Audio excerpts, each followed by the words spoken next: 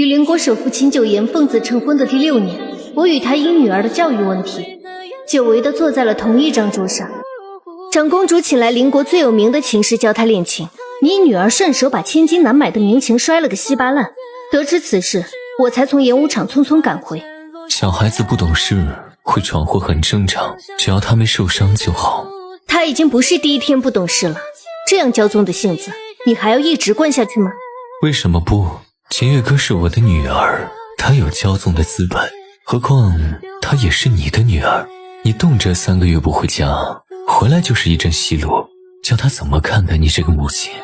我不回来是因为……好了，今天她也累了，先带小姐下去休息吧。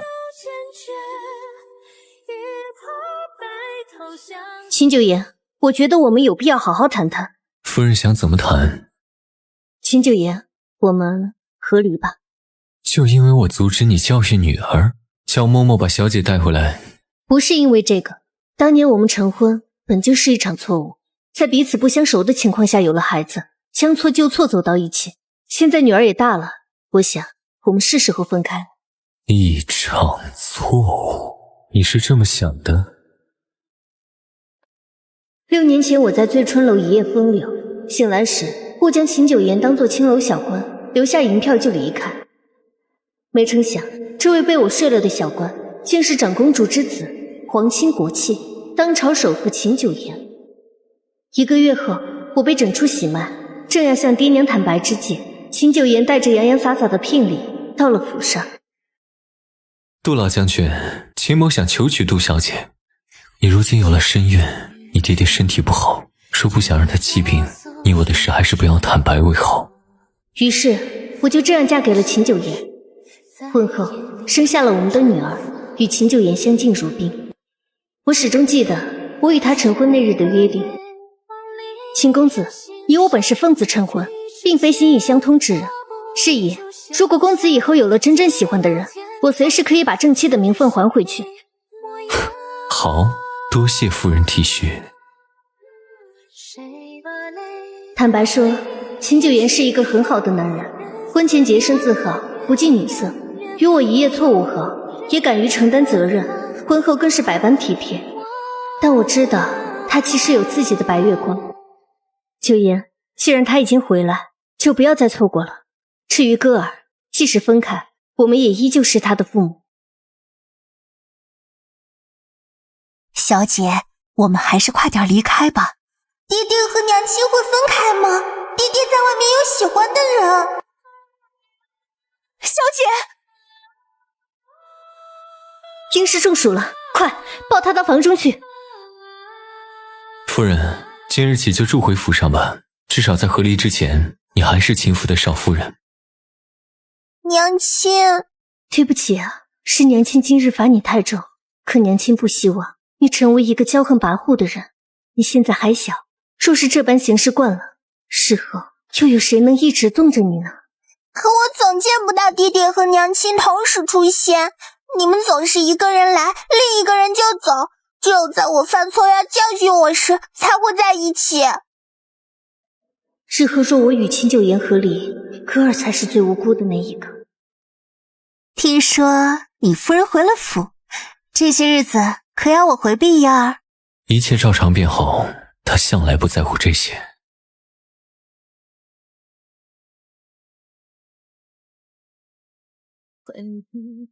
上一次见他还是3年前，成婚3年后，我才得知我的丈夫心里有一位无法忘却的白月光。他们青梅竹马一起长大，秦府对孟怀宇亦如家人一般亲密无间。在我之前，或许孟怀宇才是他们真正看准的儿媳，而我不过是鸠占鹊巢，母凭子贵了。他这些年不怎么居住京城，还是上月我好说歹说才将他接了回来。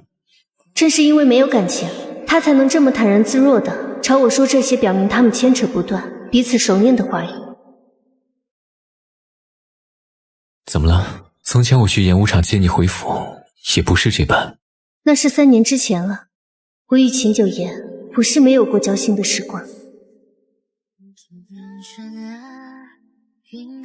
笑话100则，少爷这是……一时我尚且怀着身孕，秦九言似乎格外在意我肚中这个有着他一半血脉的孩子。他日日陪在我身侧，想着法的让我笑，说这样日后生出来的孩子就会活泼健康。不好笑吗？不是，我只是不明白为什么要讲笑话。你呀，想逗你开心也这么难。只是后来，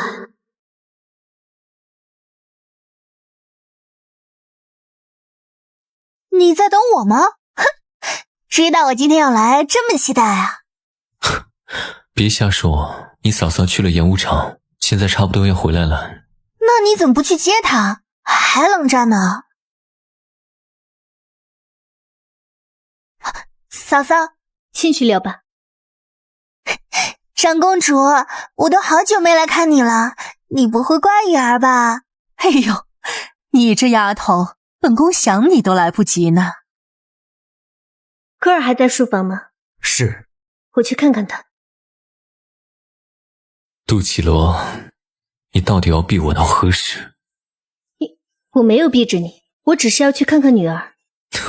成婚3年后，你突然对我冷淡，前年开始更是长居在外。我想见你，还要通过重重批报，好不容易回家住了，面对我也像是视而不见。杜绮罗，你当我死了吗？大小姐，御史台的崔大人带人来把杜将军带走了。崔大人，是你的那位崔大人吗？绮罗，崔大人为何将我父亲带走？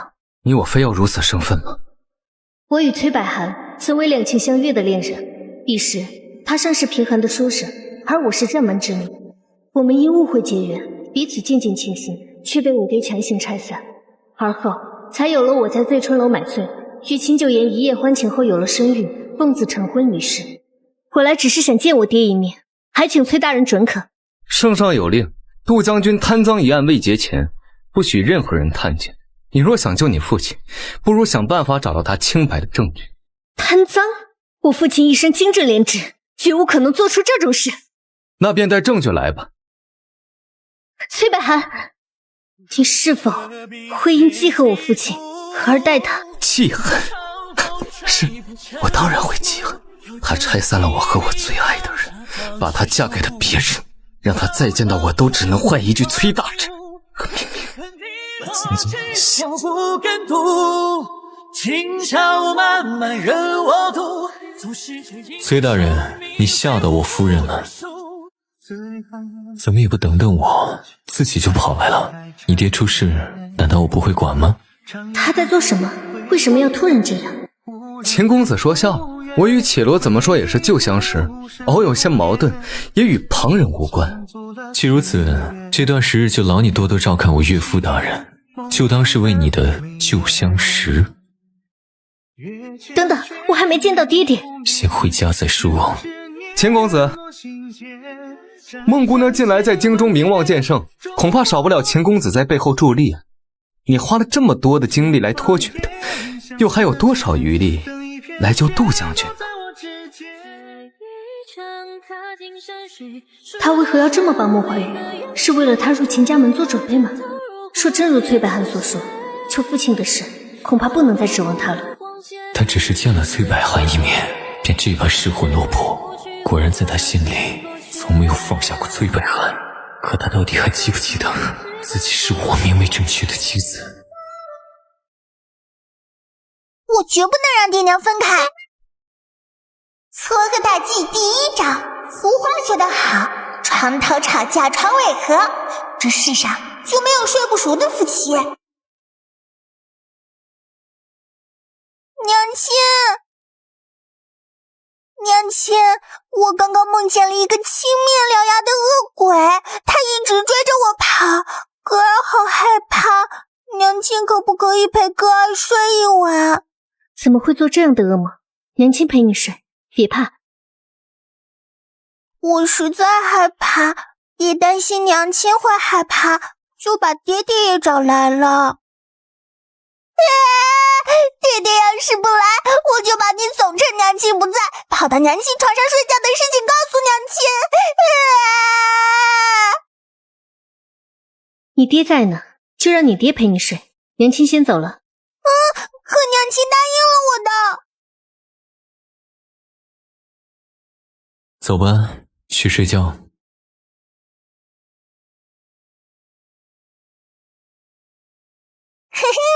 接下来撮合大计第2招，既然要解决问题，就要面对问题本身。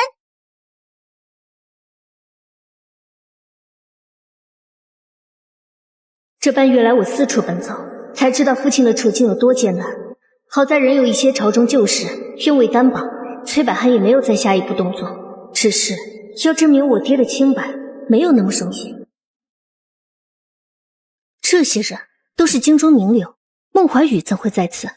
秦月哥，你说要我带你逛街，就是为了把我带到这儿来？哼，爹爹将自己的人脉全部引荐给孟怀宇，却对自己的岳父被关押入狱不闻不问。明明娘亲才是他的中牌夫人，爹爹怎么能这样做？那你想怎么办？娘亲现在就出去，走到爹爹身边，先是主权，拿出正牌夫人的做派来，吓吓那个孟怀宇。也罢，就依他的心愿，不要叫他因孟怀宇的事记恨他爹才好。那不是九爷夫人吗？怎么会在此啊？近来九爷和孟姑娘走得近，倒也没避着夫人。果真如他口中所说，家中对他不曾多加管束啊。娶妻娶贤，男人有这样大度的妻子，夫复何求啊？你怎么来了？我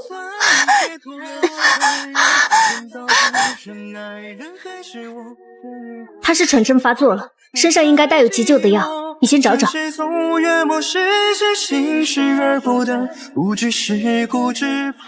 我在家里等你，今晚我们谈谈。你说要与我谈谈，这是谈谈的态度吗？和离是既定的结果，要与你谈的是关于女儿的事。和离后，歌儿在你这待半个月，在我那儿待半个月，整月为一个周期。教他念书写字的事长由你负责，至于其他兴趣爱好的部分，由我来看管。虽她是女儿家，但我也希望她能有些自保的功夫。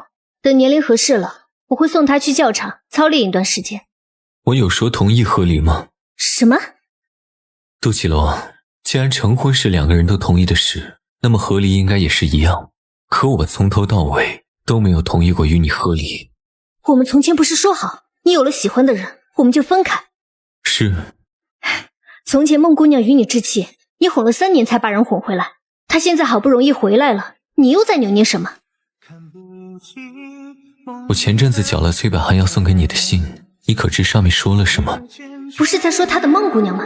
怎么话题又转到了崔百涵身上去了？不是都被你搅了？我怎么会知道？是不是有关于阿爹的事？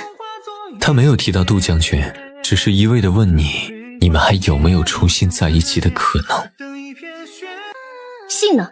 你还要看信？这么快就迫不及待确认他对你的心意了吗？我当然要看自己才能判断是不是崔百涵所写啊。万一是有心之人，要连我和崔百涵一起勾陷，我爹的事岂不是更没着落了？杜将军为人仗义正直，浩气凛然，在朝中一直为树有政敌，能有什么人这般针对他？我要知道，我不早就把他救出来了吗？信呢？快给我看看啊！我烧了。你烧他干嘛？不烧了，等着你看见后再跟他旧情复燃吗？你觉得我是因为一封信就能去吃回头草的人？谁知道呢？当年你与崔百涵可是真心相爱，若不是岳父大人棒打鸳鸯，压根没有我们后面的事。我提防他还来不及，怎么可能留着他的东西在我们家中？我和他早就过去了，也正因如此，我知道真心相爱的人想要相守有多难。我与你夫妻6载，虽不知情深意重，但我还是希望你能和自己真正喜欢的人在一起。喜欢的人，好啊。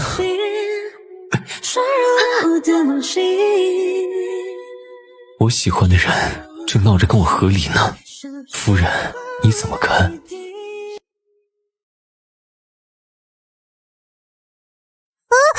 爹爹，我今天做的好不好？好，难得让你爹看见你娘吃了醋，但你现在该去睡觉了。阿宇的真实身份是圣上流落在外的私生女，也就是我的表妹。我娘与圣上一母同胞，感情深度。当年圣上在宫外遇到了阿宇的娘亲，心生喜爱，可因阿宇娘亲身份低微，又不愿入宫，才将阿宇养在宫外，托我娘照看。如今圣上有意将公主认回，胡姬身份低微，但我朝素来对有才华名望的人十分尊重。圣上想我能为认回公主造势，也为日后给她指门好亲事铺路。但我自己也起了心思，不与你从一开始就坦言，是想着你能稍微促一促，可没曾想你一躲就是3年，我连见你都没多少机会。等到有机会说了，又怕你其实并不在乎，怕你只是单纯的想远离我。我从没想过你有这么多的心思。你想不到的还多着。那日你去见崔百涵，我唯恐你被他哄了回去，之后他给你送了几次信，都被我拦下烧了。合理的是你别想了，我没有给孩子找后娘的打算，你也不准给他找后爹。秦九爷，你喜欢我这件事不会发生在我睡你之前吧？不然我怎么刚有身孕你就来提亲了？谢医生，早些休息。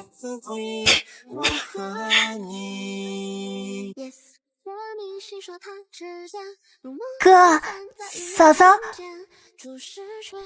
嫂嫂，你真得好好管管我哥了。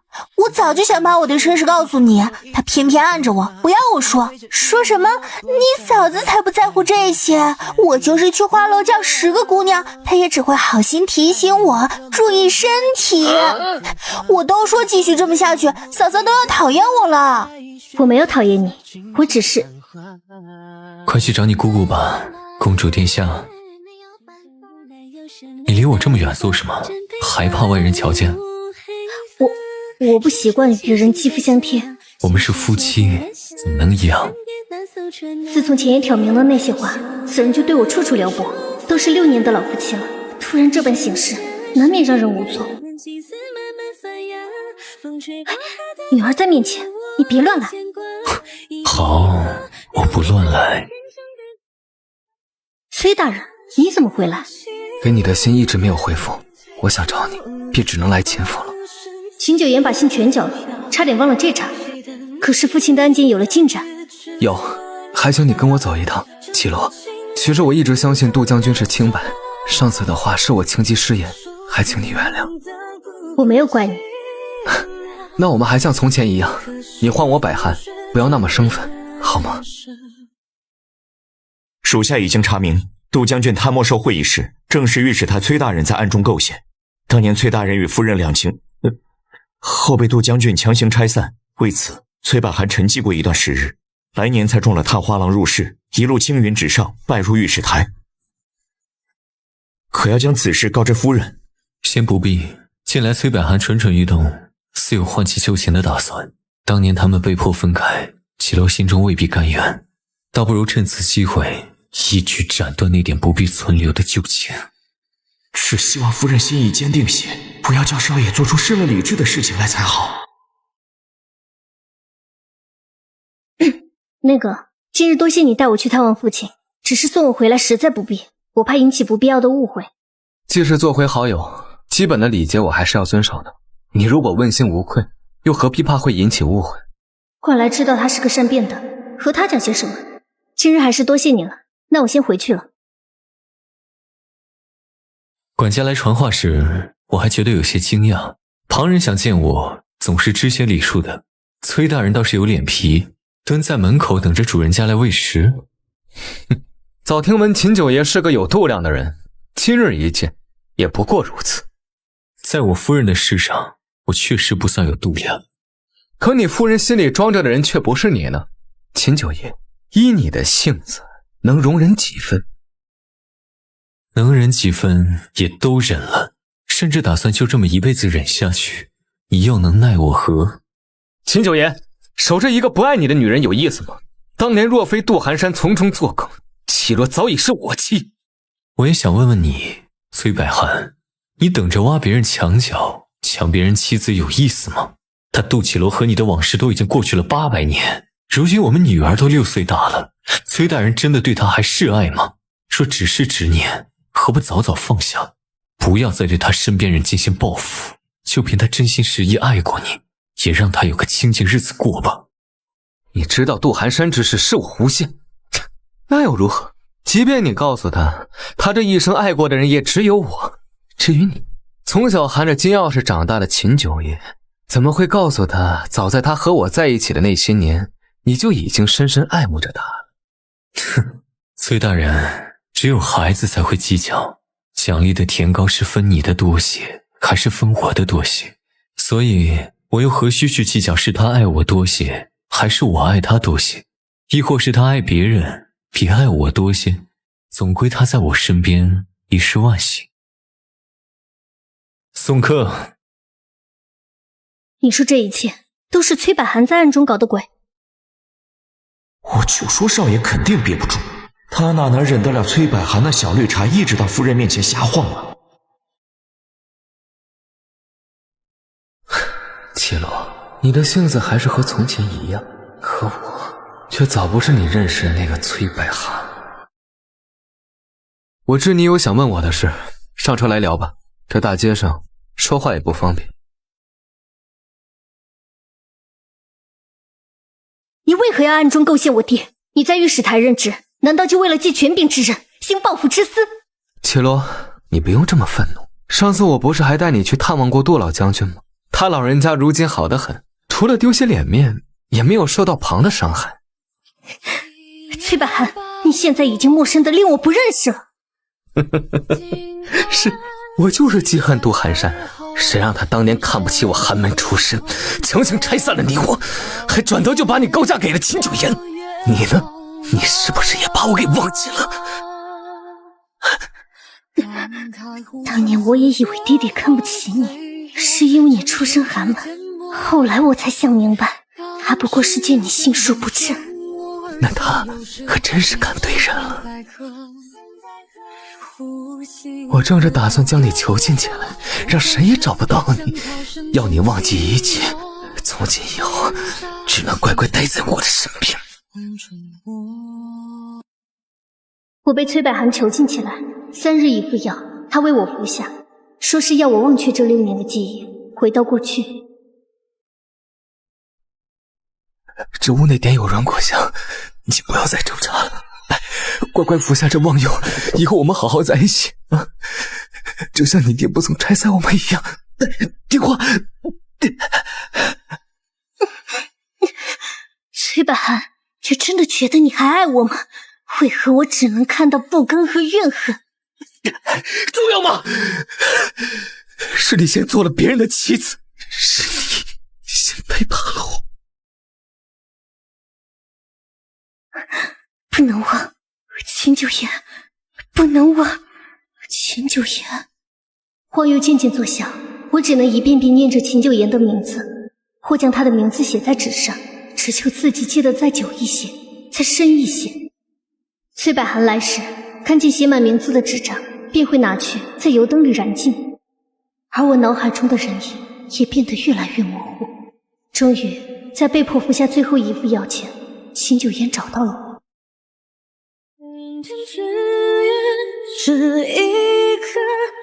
崔百寒已被刑部捉拿，等候发落。他为夫人灌下的药名为忘忧，按照剂量可令服用者失去记忆。崔百寒调配的药量正好是6年。你是谁？百寒呢？一觉醒来，我忘却了近6年的记忆，成了一个陌生男人的妻子，还拥有了一个6岁的女儿。若非爹娘在我面前一遍遍的复述，我甚至不敢相信这是真实发生的。娘亲是不是把哥忘记了？不哭了啊，不闹了，娘亲才刚刚醒来，你这样哭她会头疼的。我没事，她是我们的女儿，秦月歌。我不记得了，抱歉。绮罗，无论记不记得，我都是你的夫君，她都是你的孩子。解药给我，我会请陛下赐你一个好死。那要解药，就算是有，秦九言，你以为我会让你们好过？不必留情。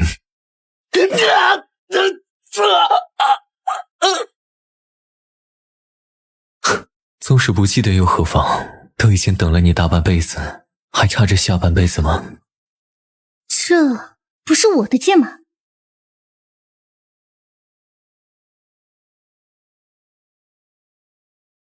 呆瓜，傻站那做什么？还不快走！喂，我吸引他的注意，你快走！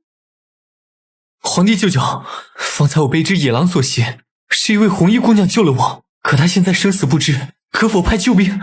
你说的是杜将军家的姑娘吗？这丫头方才还得意自己猎杀了野狼呢，也不知她是怎么做到的。原来你就是当年那个小呆瓜呀！看见了野狼也不知道逃跑，要不是本姑娘审我，你早就被吃掉了。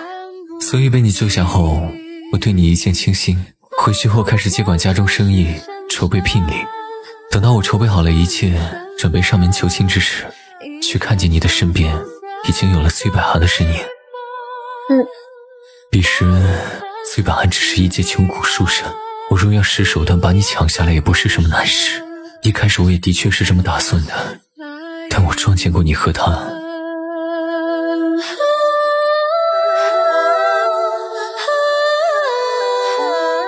记了吗？是命运把你交给了我，所以今后你别无选择。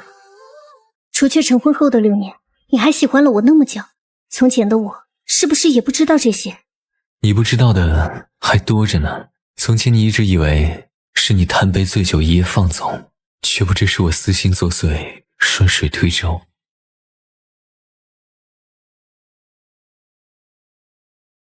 秀妍啊，兄弟失恋，哎，你可不能不陪啊！我们都知道你不喜欢这风月场所，哎，就当陪兄弟们来消遣消遣，不会沾染你这冰清玉洁的身子的，放心好了。别怕，我就是有点晕，借你靠靠。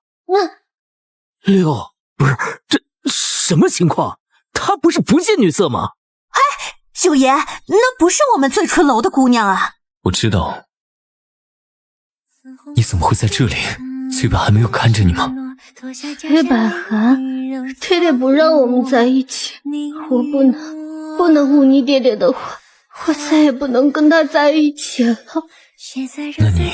那你要换个人喜欢吗？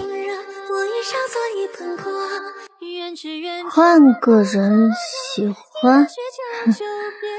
好啊。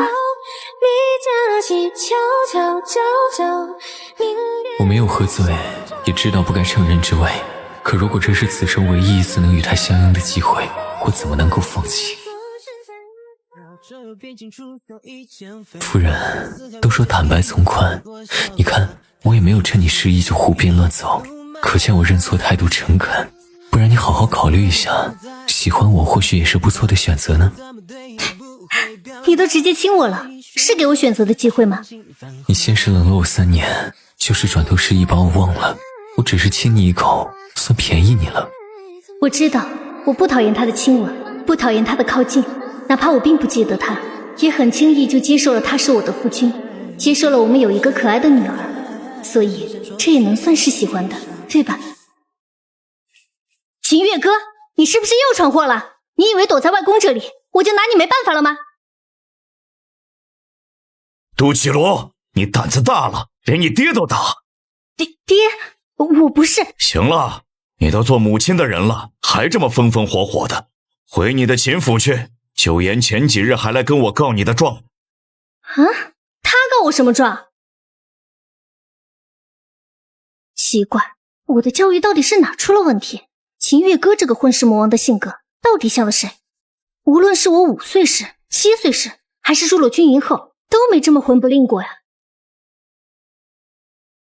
这半年来，我逐渐恢复了记忆，与秦九言的感情越来越深，只是一直没能与他同世而居，就像是还没成婚的小情侣一般，白日黏在一块儿，到了晚上又念念不舍的分离。爹，女儿要为你献上一份大计。愿闻其详。娘亲晚上一直不肯跟你睡觉，爹爹是不是很苦恼？有一点。依女儿看，你不如这样，再那样。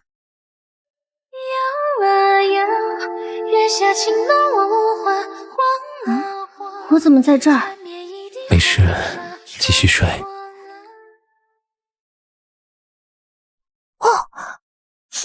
等明早天一亮，想必娘亲心情极好，就不会再生我的气了。